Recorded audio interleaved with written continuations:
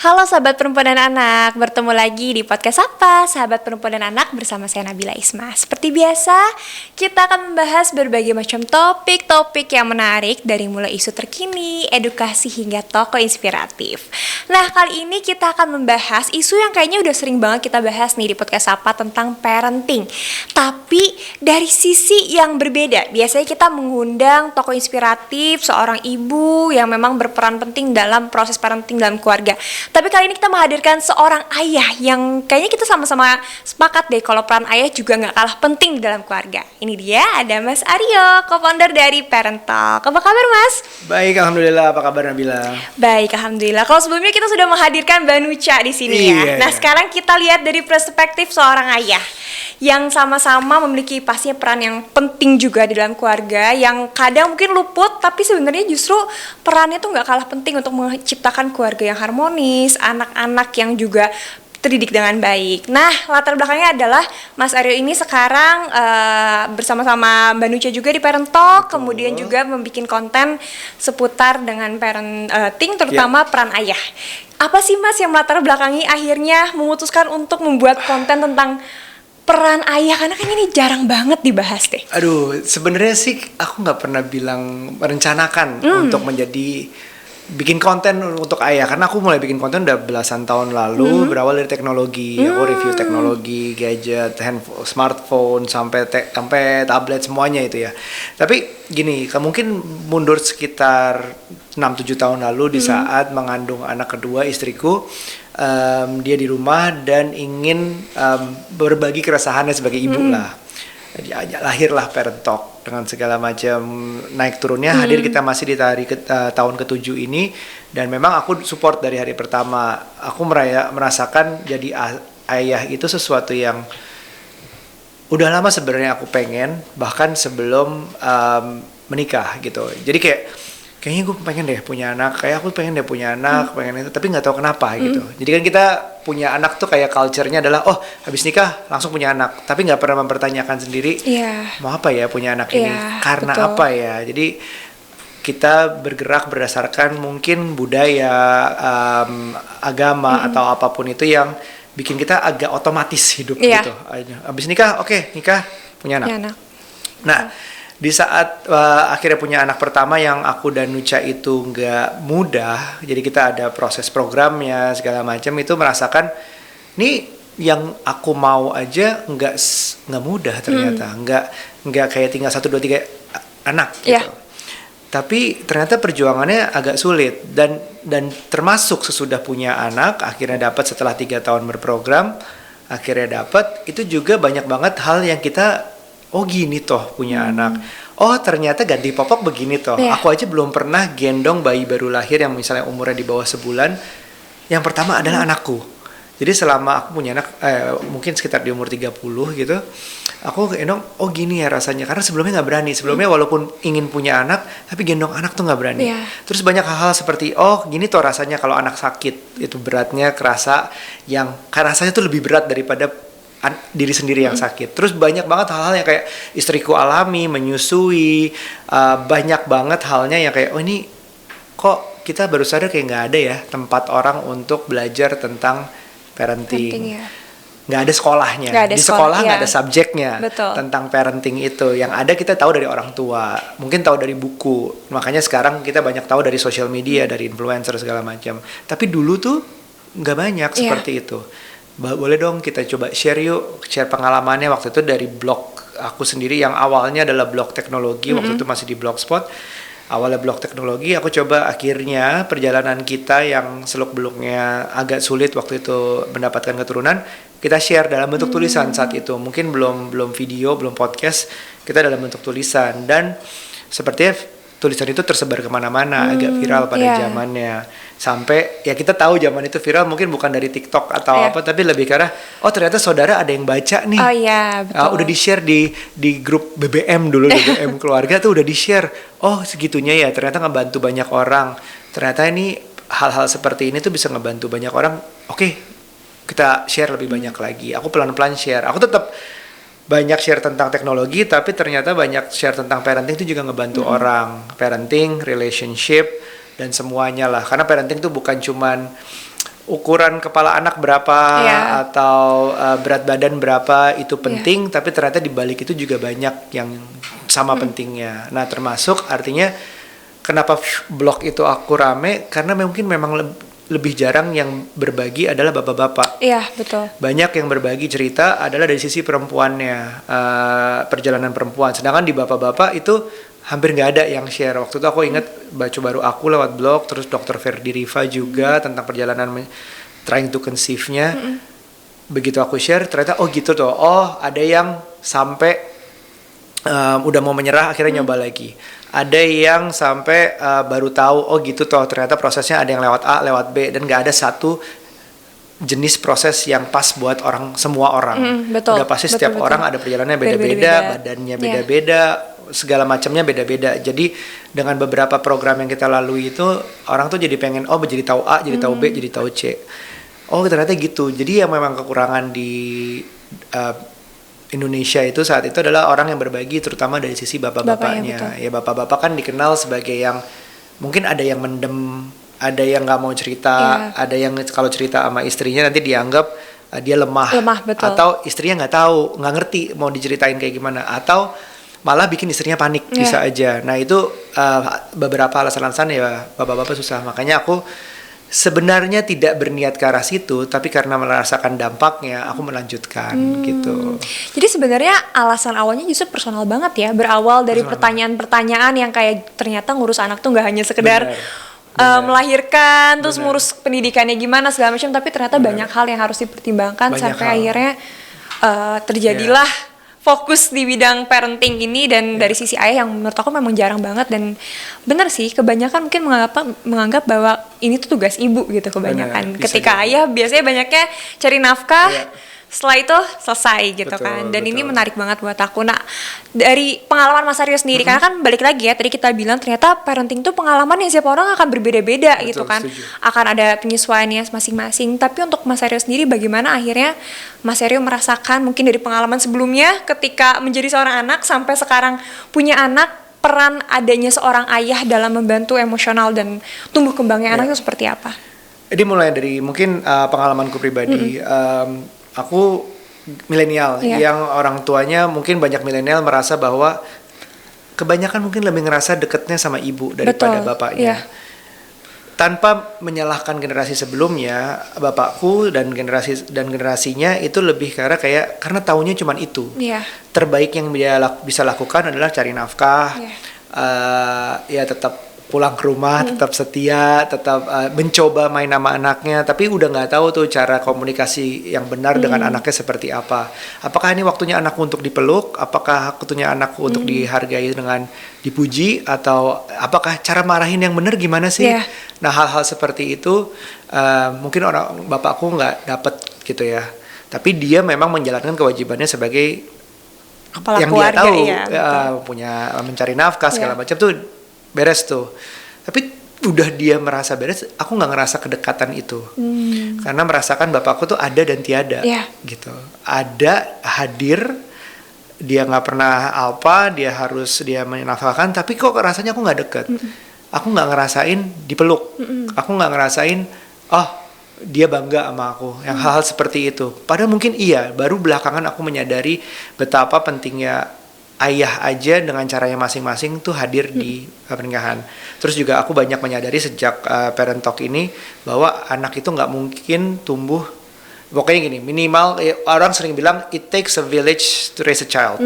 Jadi zaman dulu banget tuh anak tuh memang kalau bisa rumpun yang menghidupin. Jadi bukan cuman ayah ibu, bahkan ada orang ketiga tuh dalam artian tetangga, bisa orang nenek kakek, bisa kalau zaman sekarang mungkin pengasuh, atau temannya dia sendiri, peer pressure di levelnya.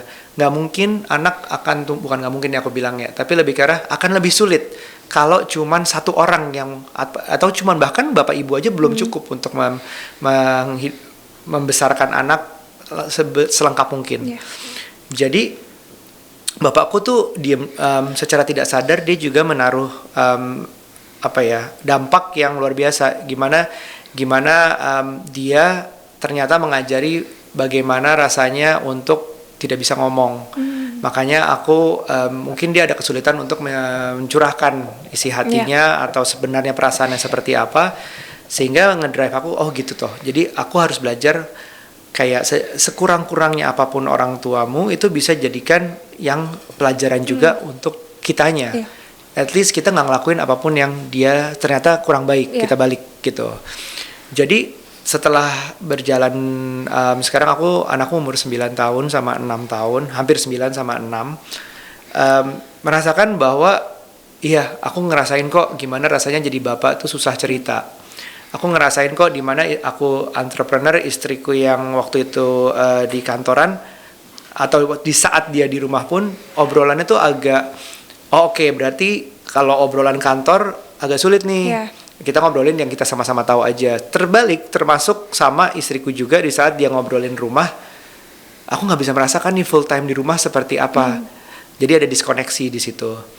Nah, gimana caranya kita harus mengupayakan sebagai couple untuk bikin pikiran tuh sejalan. Pikiran tuh at least saling antara sejalan atau saling melengkapi. Balik ke pertanyaannya, peran ayah tuh sangat-sangat penting, equally sama pentingnya dengan ibu dengan cara yang berbeda. Kalau ibu memang ada hal-hal yang nggak bisa dilakuin ayah seperti melahirkan, menyusui, ibu tuh sifatnya lebih nurturing, lebih mengasuh. Kayak anak-anakku akhirnya pun dengan sendirinya tanpa kita rencanakan, kalau tidur, kalau sakit, kalau makan misalnya itu nyarinya ibunya. Tapi kalau main, kalau ngobrol, kalau apalagi sekarang mungkin berbau teknologi, bagaimana dengan gadgetnya yang harus hati-hati, itu dengan ayahnya. Kita sebenarnya tidak merencanakan hal itu, tapi memang emang ada beberapa alamnya laki-laki dan alamnya perempuan itu hadir untuk saling melengkapi gitu. Dan kita juga modelnya yang kayak nggak pernah, ini ranah aku ya, ini keputusanku, ini keputusanmu, nggak pernah. Kadang-kadang kita melihat tugasnya atau keputusan seperti apa, baru kita tentukan ini kayaknya kamu ambil alih di sini, kamu kayaknya lebih pengalaman, kamu lebih jago, aku bagian sini. Dan itu nggak harus masalah cari nafkah harus suami, ngurus anak harus istri. Tergantung, sangat tergantung keadaannya, sangat tergantung momennya. Di saat kebetulan istriku juga kerja, aku dengan senang hati kalau misalnya aku bisa, aku pasti di rumah gitu, nemenin anak. Tapi nanti gantian. Hal-hal seperti itu. Jadi bukan cuman ibu, bukan cuman ayah, tapi kombinasi ayah dan ibu yang kuat itu juga sangat pengaruh. Dan satu kalau bisa ada tambahan pihak support lainnya. Wah, menarik ya. Jadi bukan ibu sendiri, ayah sendiri, tapi kombinasi ibu dan ayah itu dalam satu keluarga. Yang memang bisa saling berhubungan satu sama lain. Nah, tadi juga sebenarnya sempat disinggung sama Mas Aaron tentang komunikasi. Komunikasi antara suami dan istri, ayah dan ibu penting. Tapi tadi juga menarik tentang komunikasi antara ayah dengan anak. Karena setahu aku juga, kalau aku nggak salah, Mas Aryo dan Mbak Nuja juga anaknya kan perempuan ya. Aku sendiri mengalami agak kesulitan untuk bisa berkomunikasi sama papaku. Karena kan mungkin ada perbedaan ya. Karena papaku laki-laki, anaknya dua-duanya perempuan. Terus dari segi generasi kita berbeda untuk komunikasi. Gimana sih cara Mas Aryo sendiri akhirnya dengan gap generasi yang pasti jauh, akhirnya bisa membangun pola komunikasi dengan anak yang apalagi anaknya dua-duanya perempuan. Iya, aku mungkin jauhnya bener ya. Aku baru agak lumayan telat. Ya nggak 30 tahun lah saat itu aku punya anak. Dan apalagi anak kedua berarti tambah 2,5 tahun lagi sesudahnya. Dan kita beda kelamin lah. Tapi kan ada yang bilang juga bahwa anak perempuan tuh juga deket sama ayahnya. Secara bisa jadi anak perempuan itu lebih sering daddy issues. Iya betul. Antara kalau mau cari jodoh berikutnya harus seperti ayah atau lebih baik, atau sama sekali gak mau yang kayak ayah. Iya. Nah, tergantung itu cara yang terjadi selama pola asuhnya kayak gimana. Aku justru belajar dari bapakku dari sini. Walaupun kita berdua, aku dan adikku itu sama-sama laki-laki. Ya, hubungan dengan bapak dua-duanya nggak deket. Entah kenapa mungkin baru tercerahkan setelah aku konseling dengan psikolog, dengan marriage counselor, bahwa aku memang secara bawah sadar berusaha menjadi antitesis ayah dalam soal pengasuhan. Aku mau sedekat itu sama anak ya. Jadi ini bawah sadar ya. Jadi lebih ke arah kayak entah kenapa kadang-kadang jadi itu toh kenapa aku pengen punya anak daripada pengen punya istri. Gitu. Kadang-kadang dalam ada momen aku nggak peduli istri siapa punya anak, which is nggak bener ya mungkin ya. Tapi lebih ke arah kayak itu alam bawah sadarku dan aku sadar sekarang bahwa gitu drive-nya. Jadi tanpa mempedulikan kelamin anakku tuh apa, aku nggak masalah anak laki-laki atau perempuan. Tapi aku memang suka ngomong, ya buktinya punya 2 podcast kan. Betul. Tapi lebih karena di saat lahir pun anakku tuh aku ajak ngomong, ajak ngomong terus keluar bawa stroller dia masih bayi, aku ngomong sendiri aja. Dia ngerti nggak ngerti, aku ngomong sendiri. Pokoknya bahasa apapun aku ngomong sendiri. Sampai sekarang kebetulan jadi 2 anak itu ngomongnya lancar dan ngomong terus. Aku percaya komunikasi itu dimulai dengan usaha. Jadi ngomong dulu, entah itu yang keluar kadang-kadang salah, ya kita pelajari, kita perbaiki. Memang anak itu akan berdasarkan research yang ada di Parent Talk itu, ya kita anak dibacain buku, lebih banyak ngomong, lebih banyak dinyanyiin, bahkan saat di perut, itu bawah sadarnya akan pick up, akan nangkep dengan sendirinya pelan-pelan. Jadi kita percaya komunikasi itu dimulai dengan nyerocos aja dulu. Iya, gitu. Pembiasaan mungkin ya Mas? Iya, pembiasaan. Jadi dari awal tuh udah ngomong, sehingga dia ngomongnya cukup cepat. Jadi kita belajar untuk, satu lagi yang dipelajari dari cara ngomong itu adalah memperlakukan dia layaknya seumuran, sebisa mungkin. Jadi bukan kayak ngomong sama anak, lucu banget, halo gitu pelan-pelan gitu, kayak ini namanya siapa, yang bawa saya dilucu-lucuin gitu. Tapi diomongin seperti layaknya dewasa, halo namanya siapa gitu. Kalau aku ketemu anak kecil aku gituin. Jadi lebih ke arah dia, walaupun dia nggak ngerti kita ulang, tapi bukan direndahkan atau diturunkan level kita seperti anak-anak. Jadi akibatnya dia mengertinya itu menurutku cukup dewasa. Kalau dia nggak ngerti, jadi dia akan menarik dia untuk tanya, bukan untuk diem. Lalu juga aku sudah mengajarkan banyak hal yang menurutku dia harus berpikir sebagai beberapa tahun di atasnya. Aku akan belajar, aku udah ngomongin entrepreneurship di umur 9, udah aku ajak. Kalau kebetulan alhamdulillah bisa liburan, aku ajak ke kampusku. Jadi bukan ajak ke amusement park aja, playground diajak, tapi aku ajak jalan ke kampusku. Jadi jalan gitu, ngiterin. Jadi ngomong soalnya layaknya ini sama temen. Dan believe it or not itu kayak bikin anak jadi dia nganggap dia hargai dia selevelnya. Dimana kita harus turunin badan setinggi dia, tapi ngomongnya serius, melihat matanya dan layaknya dia seumuran kita. Nah, dianggap serata itu mungkin dia dapat respect yang lebih gitu. Jadi akhirnya komunikasinya bisa terwujud karena memang ada kesetaraan itu ya, nggak ada yang gap lebih tinggi, nggak ada relasi yang membuat akhirnya jadi ada batasan dalam berkomunikasi. Iya, batasan tetap ada. Jadi beberapa kayak topik-topik yang tabu untuk anak kita tunggu dulu, kita cari waktu yang tepatnya. Misalnya sexual education itu ada tahapannya untuk diberitahu yang mana, mulai dari bagian-bagian pribadi sampai akhirnya hubungan seksual itu nanti gitu. Jadi ada tahapnya dulu. Tapi cara ngomongnya seolah-olah dia tuh setara. Topiknya mungkin dipagerin. Bisa disesuaikan sesuai dengan batasan usianya juga ya.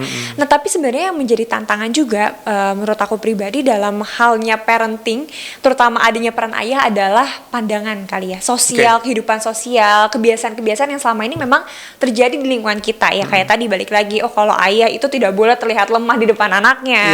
Harus terlihat kuat. Bagaimana akhirnya hal-hal seperti ini Mas, yang pandangan-pandangan, kebiasaan-kebiasaan akhirnya bisa mempengaruhi hubungan seorang ayah di dalam keluarga, dan bagaimana akhirnya kita bisa mengatasi itu dalam proses parenting yang selama ini Mas Aryo lakukan dengan Mbak Nucha juga. Paham. Beruntungnya zaman sekarang lebih banyak informasi, artinya kita bisa lebih banyak belajar. Walaupun semua informasi ini belum tentu benar mungkin, atau belum tentu cocok dengan kita, tapi ada beberapa hal yang bisa kita petik. Misalnya, dulu waktu kecil aku pernah lihat orang tua aku berantem, dan itu bisa membekas. Artinya membekas tuh, kok bisa ya? Aku inget persis detail berantemnya tuh kayak gimana. Berarti itu membekas, masuk ke core memory. Oke, berarti di tengah-tengah itu ada yang ngajarin, berarti jangan berantem depan anak.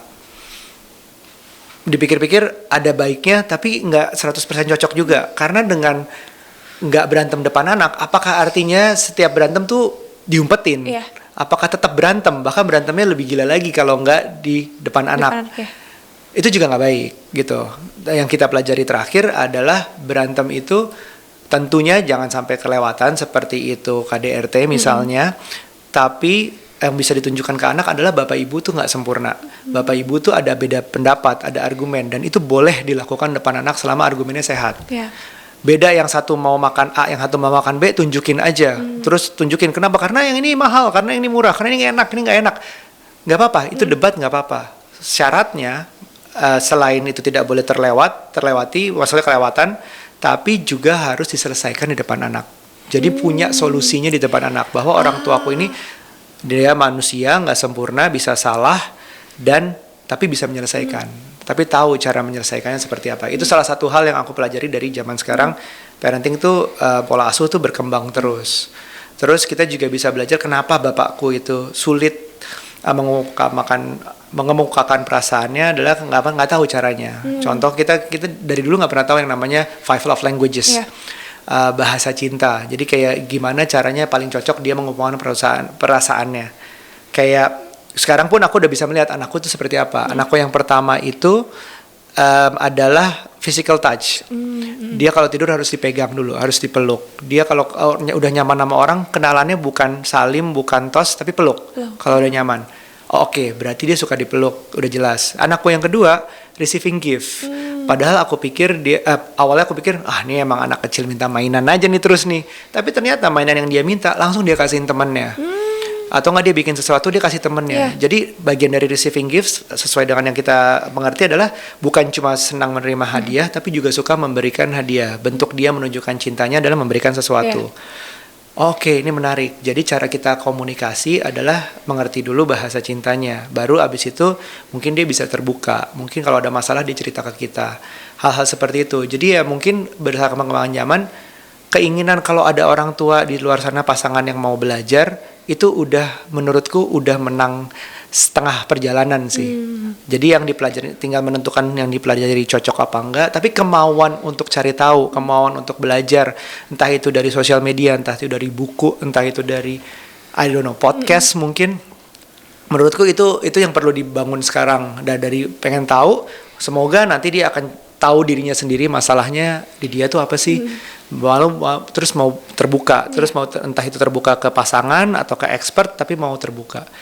Jadi mungkin kalau aku bisa pesan sekarang adalah pengen tahu aja dulu tentang parenting. Parenting itu atau pola asuh itu bukan cuma datang, semua orang punya anak pasti bisa kok. Mau dibilang orang tua aja walaupun kayak gimana juga anaknya tetap jadi kok. Iya, tapi itu semua berkembang, zaman berkembang, teknologi makin banyak, ada bagusnya tapi ada jeleknya. Terus global warming juga ngaruh, banyak hal yang bikin ngaruh, kita harus belajar terus gitu. Nah dari semua itu tadi kan dibahas juga bahwa salah satu tadi menurut aku menarik adalah dinamika dalam keluarga juga anak tuh harus menyaksikan. Jadi jangan terus-menerus kan kalau kita biasanya disembunyiin, anak taunya yang happy-happynya aja. Nah gimana sih peran ayah itu sendiri pentingnya dalam bisa menghadapi dinamika-dinamika yang ada dalam keluarga itu, dan gimana caranya bisa menyelesaikan masalahnya, karena tadi yang penting juga kan dinamikanya boleh ada, boleh ditunjukkan, tapi penyelesaian masalahnya juga harus ada. Bagaimana peran ayah ini akhirnya bisa mewujudkan semua itu bisa jadi sesuatu hal yang diterima oleh anak? Sebenarnya nggak titik ini peran ayah ya. Jadi sebenarnya peran ayah dan ibu. Jadi kayak misalnya kalau udah klop itu kayak ngelihatnya mungkin dalam beberapa keluarga marah-marah adalah yang lebih sering kelihatan ibu misalnya. Tugasnya ayah di saat itu, tugasnya pasangannya saat itu adalah melihat keadaan. Oh, kalau dia udah lagi marah, lagi nggak kuat, nggak mungkin ayahnya pasangannya nambahin. Kalau anak udah dapat lagi didisiplinkan oleh orang tuanya yang satu, kalau yang satu menambah, bukan membela ya, jangan membela. Menurutku orang tua harus satu dulu sebagai satu kesatuan, baru mencoba dengan tenang mencari mana yang benar. Tapi mungkin timingnya dicari. Jadi yang berusaha aku jelaskan adalah sebenarnya ayah itu perannya harus jadi satu sama ibu. Jadi satunya aku nggak mau mengotak-ngotakan, oh ayah harus A, ibu harus B. Itu bisa bergantian, kecuali yang sudah pada kodratnya, misalnya melahirkan itu udah nggak mungkin bergantian. Tapi sisanya apapun menurutku bisa bergantian. Di saat anak sakit, bukan cuma ibu yang harus tahu, ayah harus tahu persis 100% gimana caranya anak itu bisa sembuh lagi atau merawat anak itu. Di saat sebaliknya ayah kehilangan pekerjaan misalnya, harus bisa memberikan keleluasaan untuk kita berpikir sama-sama gimana caranya kita mempertahankan keluarga ini cari duit lagi. Ibunya yang mau jualan, ayo kalau memang itu yang demi kebaikan bersama. Jadi ayah hadir di sini sebenarnya sebagai partner dari ibunya. Partnernya persisnya apa yang harus dilakukan, gak ada garis-garisnya menurutku. Lebih ke bagaimana kita bisa mengenal istri, mengenal diri, mengenal pasangan yang terbaik buat bersama tuh apa sih. Di dalam conscious marriage, conscious marriage atau pernikahan yang dalam sadar, semua tuh bukan mencari, oh aku butuh kamu buat bahagia, aku butuh kamu buat melengkapi aku. Sebenarnya dasarnya adalah kita harus mencari ke diri sendiri dulu, sadar bahwa ini yang kita mau, baru pasangan untuk dengan adanya pasangan sama-sama grow masing-masing. Jadi kalau dibilang peran ayah yang seperti apa yang ideal atau yang harus berlaku buat semua orang, itu sangat-sangat berbeda di setiap keluarga. Ya, bapak nafkah ada benarnya, tapi nggak selalu harus. Kalau memang terbaiknya adalah istri yang mencari nafkah bapak di rumah, aku nggak keberatan. Atau dua-duanya mencari nafkah atau di rumah, nggak ada masalah juga. Benar-benar harus sadar dua-duanya keputusan yang diambil, sehingga memberikan yang terbaik buat dirinya, pasangannya, dan anaknya. Jadi lebih ke arah ya tadi ya, balik lagi punya hubungan antara ayah dan ibu yang klop itu tadi. Nah itu yang jadi masalah Mas. Gimana caranya akhirnya bisa punya hubungan yang klop itu, komunikasi berjalan dengan baik, bisa jadi partner yang setara, bisa mencari solusi bersama-sama, semuanya bisa dikomunikasikan bersama-sama. Mungkin kalau yang aku lakukan secara rutin di hubunganku, udah pasti kita harus menyiapkan waktu berdua.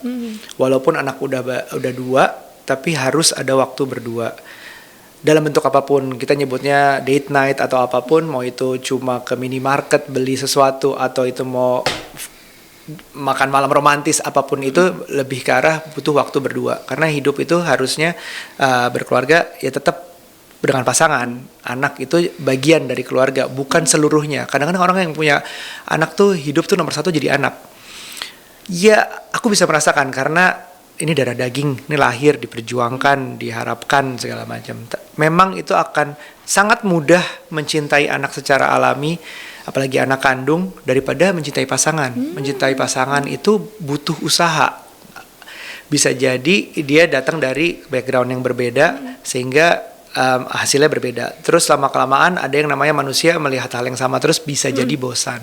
Hal-hal seperti itu. Yang kita harus lakukan menyiapkan waktu berdua. Yang aku juga lakukan adalah tahu bahwa kita nggak sempurna. Jadi kita konseling.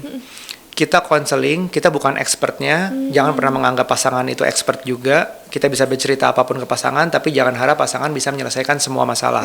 Kayak ke dokter lah. Kalau ada sakit ya ke dokter. Tapi boleh cerita ke pasangan kalau kita sakit. Contohnya gitu.